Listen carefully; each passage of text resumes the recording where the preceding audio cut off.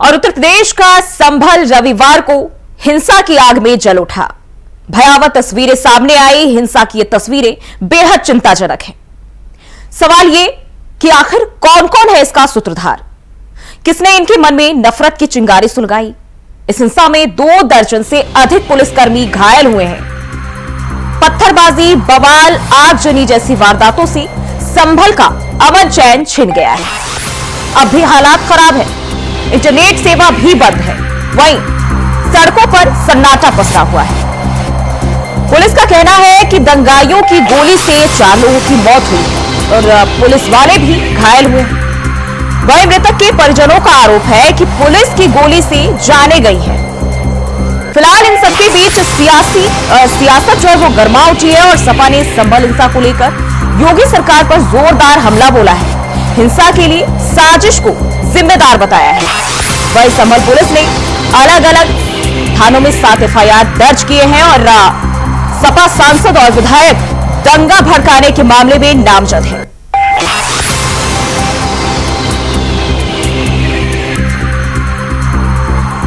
और इसी खबर पर ज्यादा जानकारी के साथ स्टेट कोऑर्डिनेटर अनिल पाठक हमारे साथ जुड़ चुके हैं। अनिल जी, जिस तरीके से ये मामला अब लगातार सियासी रूप ले चुका है, अब आगे कौन सा मोड़ दिखाई दे रहा है, किस तरह से? क्योंकि अभी हम बात करें, मामला अभी भी शांत नहीं है, सियासी बयानबाजी भी लगातार तेज है। एक तरफ जहां सियासी बयानबाजी तेज है, वहीं पुलिस की कार्रवाई। पुलिस ने 27 पंजाब अज्ञात लोगों को नामजद किया है, जिसमें समाजवादी पार्टी के विधायक है और समाजवादी पार्टी के विधायक के पुत्र भी नामजद। इस मामले में 25 लोगों को गिरफ्तार करके पुलिस ने भेज दिया है। इन सबके बीच कांग्रेस और समाजवादी पार्टी समेत जितनी विपक्षी पार्टियां हैं, सबने योगी सरकार पर बड़ा हमला बोला है। वही पुलिस ने भी अपनी तरफ से सफाई दी है। पुलिस का कहना है कि जिस तरह से दंगाइयों ने प्लान करके पत्थरबाजी शुरू की, आगजनी शुरू की, उससे हालात जो है वो बेकाबू हो गए। जिस 4 लोगों की मौत हुई है वो जो है इन दंगाइयों की गोली की हुई है। इन दंगाइयों की गोली से पुलिस वाले भी जख्मी हुए हैं और पूरा मामला जो है एक प्लान के तहत जो है दंगाइयों की तरफ से किया गया। वहीं जहाँ मृतक के परिजन है, उनका ये कहना है कि पुलिस ने गोली चलाई है और उस गोली से लोगों की जाने गई। इन सबके बीच ये बवाल मचा हुआ है। संभल में इंटरनेट सेवा बंद है, सड़कों की सन्नाटा है, स्कूल कॉलेज जो है वो बंद कर दिए गए हैं। आम जनमानस जो है वो पूरी तरह से प्रभावित है। जो वहाँ की व्यवस्था है वो पटरी से उतर चुकी है। फिलहाल जो है वो नियंत्रण में है। अभी तक हालात जो है वो काबू में है। कब्जे पर पुलिस है। अनिल जी, लेकिन अभी भी बड़ा सवाल ये है कि जिस तरीके से ये पूरा माहौल जो इस तरीके से एकदम तब्दील हो गया, पथराव, हिंसा, आगजनी में, और इन सब के पीछे जिम्मेदार कौन है? क्योंकि जो आम जनता है कहीं ना कहीं जो पूरा मुसीबत की बात करें उनके ऊपर ही आती है और भुगतना उन्हें ही पड़ता है। देखिए, जो ये रविवार की बात है, जो पर्यवेक्षण है वो जामा मस्जिद में गई, लेकिन जिस तरह से वहाँ पर बड़ी संख्या में लोग इकट्ठा हुए, तो उससे ये माना जा रहा है आखिर ये भीड़ कैसे अचानक आ गई। 2-4 की भीड़ होती, कोई जुमा भी नहीं था, कोई सवार भी नहीं था कि लोगों की भीड़ जो है मस्जिद में होती। रविवार का दिन था और हजारों की संख्या में लोग जो है वो मस्जिद पर जुट गए। अब पुलिस और जो वर्ग के लोगों में झड़प होने लगी। इस दौरान जो है पत्थरबाजी भी शुरू हो गई। पुलिस की तरफ से वो टीयर गैस भी छोड़ी गई, लाठियां भी भाजी गई। तमाम फुटेज और वीडियो जो है वायरल हैं संभल की हिंसा को लेकर के। लेकिन एक बड़ा सवाल है कि आखिर 4 लोगों की जाने चली, 4 लोग जिनकी जाने गई हैं, कितने गुनाहगार हैं या और आम जनता जो वहाँ पर झेल रही है, जो वहाँ पर हिंसा हुई है, उसका खामियाजा हर पक्ष को भुगतना पड़ रहा है। जब तो खुराफात होगी उसको गिने चुने जी बिल्कुल अनिल जी, मैं आपको रोकना चाहूंगी। हमारे साथ सुरेंद्र राजपूत, कांग्रेस प्रवक्ता, हमारे साथ जुड़ चुके हैं। सुरेंद्र जी, बहुत बहुत स्वागत है आपका। जिस तरीके से संभल में जो कुछ हादसा हुआ है, आप क्या कहना चाहते हैं? ये संयोग नहीं है, ये प्रयोग है जी। जिस तरीके से शासन प्रशासन संवेदनहीन तरीके से काम कर रहा है, दोनों पक्षों को बगैर सुने काम कर रहा है, छोटी अदालतों से फैसला दिला करके 24 घंटे के अंदर उसको एग्जीक्यूट करने की कोशिश कर रहा है जी। तो पीड़ित पक्ष को बड़ी अदालतों में जाने का समय नहीं दे रहा है। ये बहुत स्पष्ट सोची समझी रणनीति का हिस्सा है। और जो लोग मरे हैं वो कहीं ना कहीं प्रशासन की संवेदनहीनता से मरे हैं, आतताई रवैये से मरे हैं। और जो लोग भी इस काम को कर रहे हैं, चाहे वो शासन के लोग हो, प्रशासन के लोग हों, और या फिर भारतीय जनता पार्टी के लोग हों, एक ना एक दिन उन्हें जवाब देना पड़ेगा। लेकिन देखिए, अब जिस तरीके से विपक्ष की ओर से आरोप लगाए जा रहे हैं कि तमाम चीजों के पीछे कहीं ना कहीं बीजेपी जो है खड़ी है, ये आरोप लगाए जा रहे हैं। और इसकी जो तफ्तीश हो पाएगी उसके बाद ही सब कुछ साफ हो पाएगा कि आखिर इनके मन में इतनी नफरत कहां से आई। मसला किसके मन में नफरत आई? आप एक चीज समझिए ना जी, आपका अगर आप पीड़ित पक्ष हैं या आपके खिलाफ कोई काम हुआ, तो आप अदालत में, आपके खिलाफ अदालत से केस हो गया, तो आप ऊपरी अदालत में जाने का आपको समय मिलेगा कि नहीं मिलेगा? जी।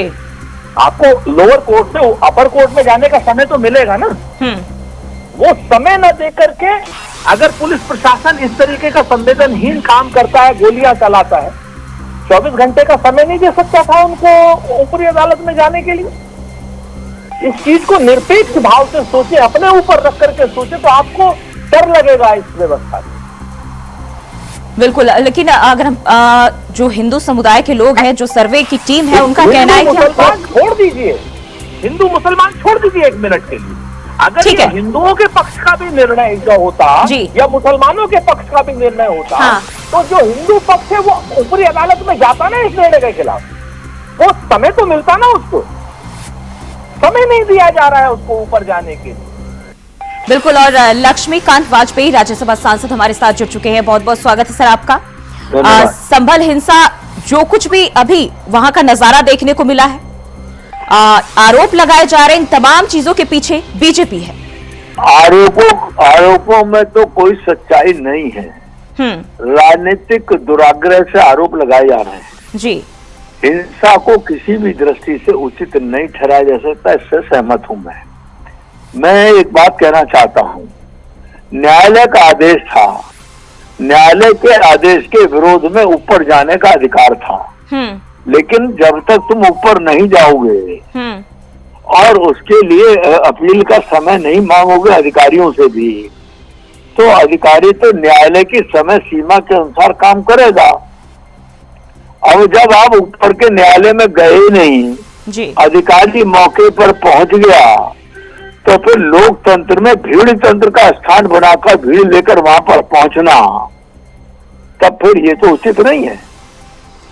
लेकिन ये जो दंगा हुआ है लक्ष्मीकांत जी, जिस तरह के आरोप लग रहे हैं, क्या शासन प्रशासन पर जो यहाँ आरोप लगाए जा रहे हैं, इंटेलिजेंस यहाँ फेलियर नहीं है? नहीं, कोई इंटेलिजेंस का फेलियर नहीं है। इसको कारण उसका ये है, कोर्ट का खुला आदेश हुआ है और कोर्ट के आदेश को एक्सिक्यूट किया जा रहा है, तब तक कुछ नहीं है। लेकिन कुछ लोग, मैं इसको किसी जाति धर्म पंथ और पूजा पद्धति से नहीं बांधना चाहता जी, लेकिन कुछ लोग बजाय इसके कि न्यायालय में जाएं और समय मांगे, न्याय मांगे, अधिकारियों के पास जाए, उनसे कहें कि भाई हम अपर कोर्ट में जा रहे हैं, हमको आप 2-4 दिन का समय दे दीजिए, ये तो करेंगे नहीं।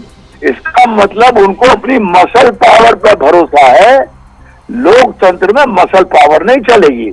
सुरेंद्र जी जवाब दीजिए। लक्ष्मीकांत जी हम लोगों के पुराने नेता, बड़े नेता हैं, पूरे सम्मान के साथ में लक्ष्मीकांत जी से कह रहा हूं कि लोअर कोर्ट के आदेश के खिलाफ ऊपर के कोर्ट में जाने का समय ना शासन ने दिया, ना प्रशासन ने दिया और ना ही सरकार ने दिया। नहीं, ना न्यायालय ने दिया। सुन लीजिए लक्ष्मीकांत जी सुन लीजिए, आप हमारे वरिष्ठ हैं। नहीं, धन्यवाद। और जो बातें आपने कही उससे मैं 100% सहमत हूँ। गुंडागर्दी करने की इजाजत किसी को नहीं दी जा सकती। सर्वे के नाम पर अगर किसी की मस्जिद में आप जय श्री राम का या कोई धार्मिक नारा लगाएंगे तो वो सामने वाले क्या उत्तेजित नहीं होंगे? नंबर 1। नंबर 2, उनको समय अपर कोर्ट में जाने का नहीं दिया गया। अगर दिया गया होता शासन और प्रशासन के द्वारा, और अगर यही चीज, इसका मैं आपको प्रत्यक्ष उदाहरण देता हूं, आपकी भी समझ में आ जाएगा। राहुल गांधी जी को 2 साल से ऊपर की सजा मानहानि के केस में लोअर कोर्ट ने भी दी, वहां के गुजरात के अपर कोर्ट ने भी दी, और हाई कोर्ट ने भी उसको बरकरार रखा। और सुप्रीम कोर्ट ने कहा कि गुजरात के लोअर कोर्ट से आश्चर्यजनक निर्णय आ रहे हैं। और यही आश्चर्यजनक रिजल्ट जो है, निर्णय, ये संभल के कोर्ट का, लोअर कोर्ट का था, जिसमें अपर कोर्ट में लोग जा रहे थे, लेकिन आपके लोगों ने उनको जाने नहीं दिया और प्रशासन ने वहां बदतमीजी की इंतहा की है। और यकीन मानिए ये लोग जेल जाएंगे। नहीं, मैं आपकी इस बात से अग्री करता हूँ। यदि वहाँ जय श्री राम का नारा लगा तो उचित नहीं, किसी कीमत पर समर्थन नहीं किया जा सकता। लेकिन क्या निचली कोर्ट ने जब ये ऑर्डर किया तो उसने क्या लिखा था कि आपको ऊपर की कोर्ट में जाने का इतने दिन का समय है? और उसके बाद प्रशासन उसको एग्जीक्यूट करेगा। 2.5 घंटे के अंदर एग्जीक्यूट कर दिया, 2.5 घंटे में। मैं पूछ रहा हूँ कि निचले न्यायालय ने क्या कोई समय दिया था और उसका पालन अब प्रशासन ने नहीं किया? मैं वही तो आपसे लक्ष्मीकांत जी, एक सवाल और है आपसे। इसके पहले हाथरस में भी कुछ ऐसा ही नजारा देखने को मिला था। लक्ष्मीकांत जी, सुरेंद्र जी, एक मिनट रुक जाइए। लक्ष्मीकांत जी, इसके पहले हाथरस में भी कुछ दिनों पहले की बात है, ऐसा ही नजारा देखने को मिला था। सरकार कहती है कि हम दंगा मुक्त प्रदेश बना रहे, क्या ये वही रूप है दंगा मुक्त प्रदेश की? नहीं, मैंने क्या कहना, दंगा मुक्त प्रदेश बनाना कोई सरकार हो चाहे किसी दल की हो, उसको शांति व्यवस्था बनाए रखना उसका फर्ज है। लेकिन मैं एक बात पूछ रहा हूँ, उसका जवाब मुझे नहीं मिल पा रहा है कि जिस न्यायालय ने सर्वे का आदेश दिया था उसने क्या कोई समय दिया था कि आपको इतने दिन का अपील का समय है? और प्रशासन ने उस समय सीमा का पालन नहीं किया। मैं वही आपसे निवेदन कर रहा हूं सर कि 2.5 घंटे में प्रशासन ने एग्जीक्यूट करने की बात करी है। निर्णय के 2.5 घंटे में क्या लिखित रूप में? मान लीजिए लिखित रूप में, मुझे नहीं पता, मुझे निर्णय का नहीं पता, मैंने निर्णय की कॉपी नहीं पढ़ी है, लेकिन 30 दिन का समय तो सब लोगों को मिलता है। आपने तो हजारों मुकदमे झेले हैं। न्यायालय ये ऑर्डर देता है कभी कभी, अगर वो ऑर्डर दिया हो और उसका पालन ना किया हो मैं तो है गलत। जिम्मेवारी से कहता हूं कि बिल्कुल, देखिए अब हिंसा बहुत कुछ है। हिंसा कहीं ना कहीं पुलिस प्रशासन पूरी तरह से लगाम लगाने की कोशिश में है, कहीं ना कहीं माहौल भी, हालात जो है कंट्रोल में है, लेकिन सियासी हालात जो है काफी हाई है। बहुत बहुत शुक्रिया आप दोनों का हमारे साथ बातचीत करने के लिए, अपना वक्त देने के लिए। और अनिल जी हमारे स्टेट कोऑर्डिनेटर भी हमारे साथ जुड़े हुए हैं और उनका भी बहुत बहुत शुक्रिया। तो लगातार जिस तरीके से संभल हिंसा की तस्वीरें सामने आई है वो काफी भयावह है और इस पर पक्ष विपक्ष दोनों ही एक दूसरे पर हमलावर, और अब यह हिंसा और पथराव तक बल्कि सियासत का रूप ले चुकी है। कई तरह के सवाल भी इसको लेकर अब उठाए जा रहे हैं सरकार पर, कानून व्यवस्था पर।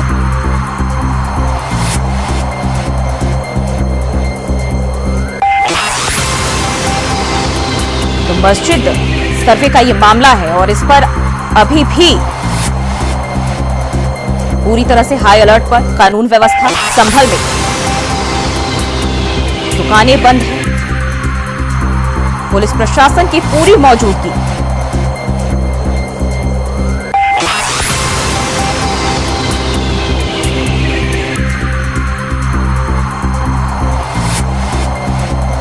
पूरी गश्ती जो है पुलिस की ओर से की जा रही है। और वहीं बात करें तो विपक्ष भी लगातार इस हिंसा को लेकर सवाल उठाते रही है और सरकार पर निशाना साध रही है। सरकार पर आरोप भी लगाए जा रहे हैं और इस हिंसा के दौरान की कई तरह की भयावह तस्वीरें अब तक सामने आ चुकी है। वहीं कई लोगों की जानें भी गई है तो कई लोग हिरासत में भी लिए गए।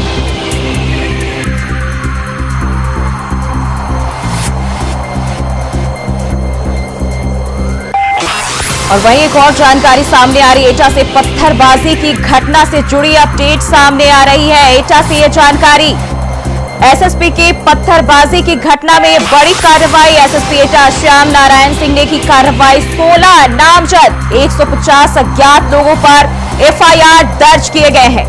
घटना का मुख्य सूत्रधार सहित 2 लोगों को पकड़ा गया है। घटना का मुख्य सूत्रधार रफीक और फरमान अरेस्ट कर लिए गए हैं। ज्वेलिस कस्बे की दरगाह के पास पत्थरबाजी की यह घटना हुई थी और अब इसमें यह अपडेट सामने आ रही है। बड़ी कार्रवाई, 2 लोगों को हिरासत में लिया गया है। 16 नामजद 150 अज्ञात लोगों पर एफआईआर दर्ज किए गए हैं।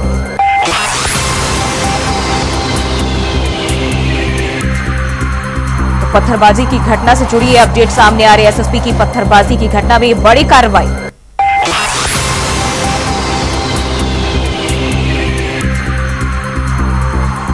और इसी खबर पर ज्यादा जानकारी के साथ संतोष यादव हमारे सहयोगी हमारे साथ जुड़ चुके हैं। संतोष, अब इस घटना में एसएसपी की ओर से बड़ी कार्रवाई देखी जा रही, क्या कुछ अपडेट अभी तक निकल के सामने आई है?